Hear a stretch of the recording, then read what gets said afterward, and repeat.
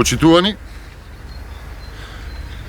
дојдовме тука по цела година во која што здравството и економијата во државата колабираа заради режимот. Дојдовме тука по цела година по скандалозните објавувања на документи дека семејството на Венко Филипче, заедно со Илир Хасани, сега заменик на Венко Филипче и познат добитник на милионски тендери во здравството, половина подпишани токму од Венко Филипче и од Илир Хасани, заедно градат, како велат, цела касарна на водно. Вакцини нема, клексани нема, лекови нема, здравствениот персонал е на крај на силите, болнички кревети нема, кислород нема во болниците, здравствениот систем е колабиран, ама касарната на Венко Филипче на водно напредува. Македонија се соочува со најголемиот погром врз населението, граѓани мигрираат во други држави да се вакцинираат, ама објектите на водно напредуваат.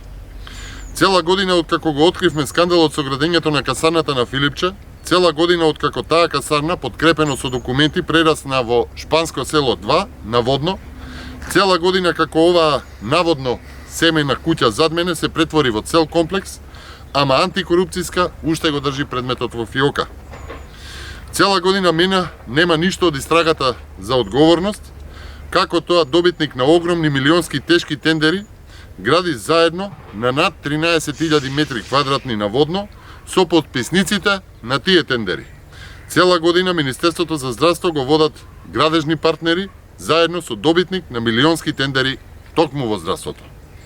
Цела година мина, нема одговор како тоа семејството на министерот Венко Филипче, односно најблиското семејство на неговата сопруга, има заеднички имот и инвестиции со човек чија што фирма од Министерството за здравство и сите институции под ова министерство има добиено тендери вредни над 7 милиони евра.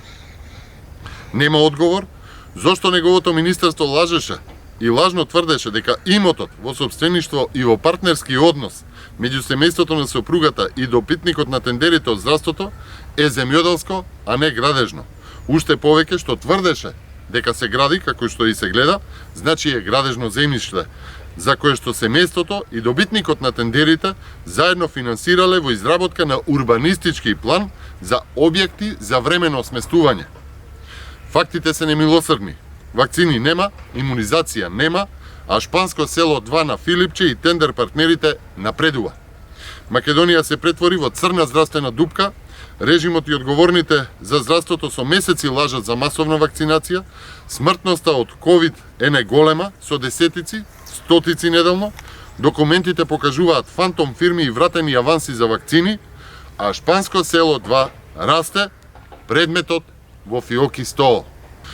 Прашањата кои што останаа неодговорени се како со административна плата се доаѓа до над 15.500 метри квадратни имот на водно, но и што тоа планирал да изгради и на какви бизнис делки размислувал наместо на вакцинација.